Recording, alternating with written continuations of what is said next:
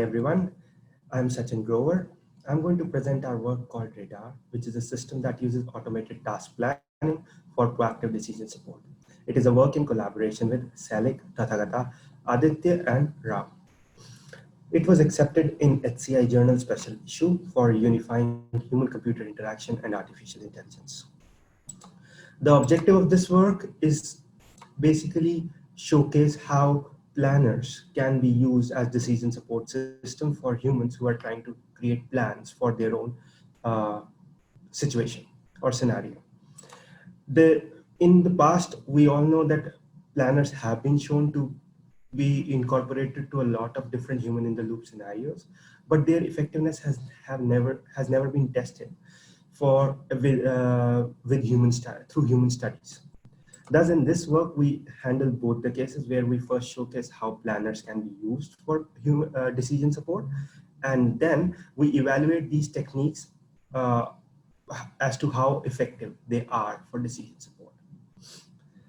But first of all, what is proactive decision support? For that, assume a scenario that there is a fire in the building. Fire marshal has to create a plan that ensures that the sequential steps will take care of the situation at hand. And there are added problems to it, like it is time critical. It has a lot of things have to be maintained, and which can easily overwhelm the fire marshal.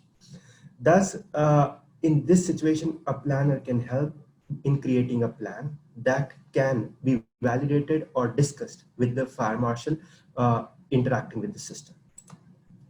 We divided this whole decision support idea to four main stages, which was first was called model acquisition, second and information analysis, then decision selection and action execution.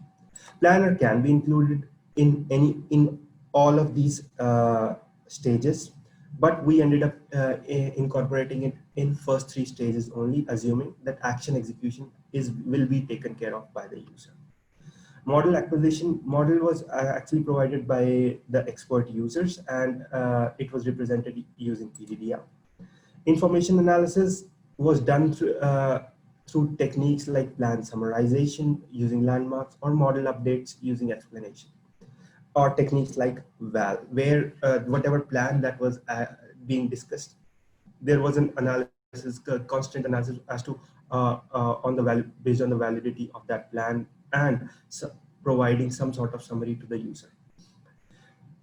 Third, decision selection. In this case, it becomes a more finer analysis where the planner can do a step-by-step analysis of the plan and suggest suggest actions, or do perform plan correction, and even monitor step validation of the plan. All these planning techniques were incorporated in the radar system, where and this is what the interface looks like. This interface consists of four panels. First shows the actions that a fire marshal can take, and the plan that is being discussed between the system and the fire marshal. Second panel shows the goal state. Third shows the map of for the situational awareness, and fourth shows all the resources that are available for the fire marshal. It would readily track all the resources that are being used for any situation, and thus keep the fire marshal updated. Radar was extended to support many different scenarios, like CAPS, which was to support NASA's crew members for their day-to-day schedules. It was also incorporated for teachers for handling for supporting their work in the class. But evaluating these systems is difficult, as these systems can be evaluated just by the stakeholders. Thus, we came up with another system called IPASS, using which a student makes their plan of study. This was the interface created for the system, which is similar to how Radar was. On the left is the initial state information of the student, where whether it is an initial international student or an RATA, and it has to take some they have to take some bachelor courses called deficiencies in Arizona State University.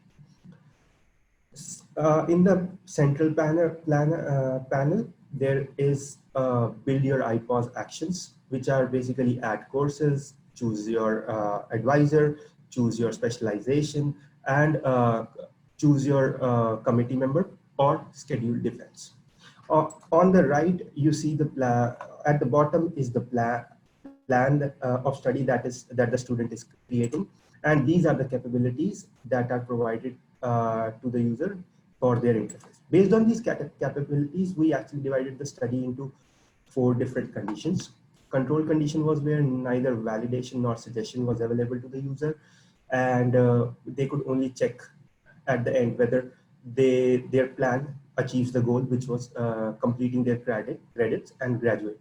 C1 was a condition where validation was available to the users. C2 was where suggestion was available. Suggestion, as explained earlier, is the same idea that the planner will suggest some actions.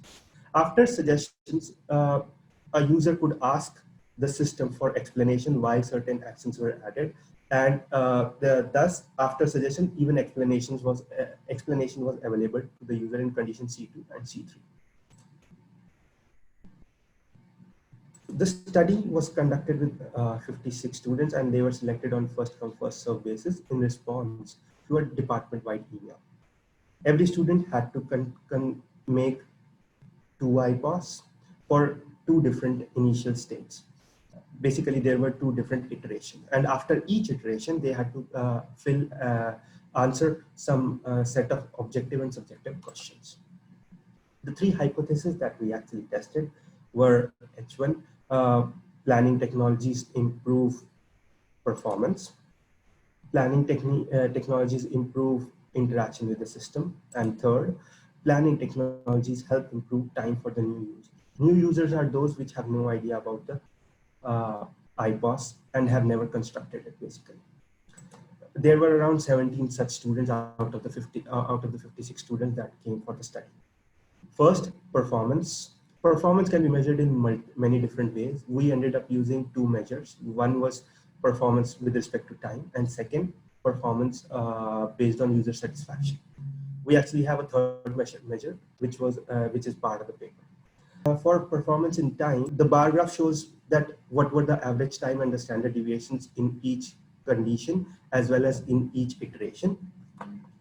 We saw a statistically significant result for C3 compared to all other conditions, but there was no statistically significant result for suggestion and validation scenarios. Planning technologies improve user satisfaction. For this, we used objective feedback from the user on Likert scale to actually measure their satisfaction. We saw that there was an increase in the average score to more positive towards the interface for the conditions where the system was interacting with the user. H2, where planning technologies decrease the IPOS construction time. In this case, we wanted to check whether there was any positive effect in teaching the rules of the system by the planning where a system is interacting with the user. What we saw was that there was an increase compared to control when the user constructed an IPOS the second time, there would be a decrease in the time taken for constructing that IPOS. And thus, we saw that there was a much more higher increase for statistically significant increase for all 3 conditions compared to control, but there was no significant difference between the 3 conditions. H3, time improvement for new users. What we saw was that there was no particular change for the users in both the iterations. But what we saw was that these people found that they were a lot better at handling the situation when there was an iterative, when there was some feedback from the interface. There are many more results that we present in the paper, which are related to analyzing the subjective and objective questions, as well as all the actions that users took while interacting with the system, and they're part of the paper. In conclusion, we were able to evaluate the effectiveness of planning techniques for providing support, uh, providing support in decision making. From the results, we found that techniques like validation and suggestion are preferred, and the user found them helpful even through the subjective feedback that we got from them. We also believed that the explanation based on model differences were useful, but were not statistically significant, as learning accurate model for the user is essential for providing such explanations. And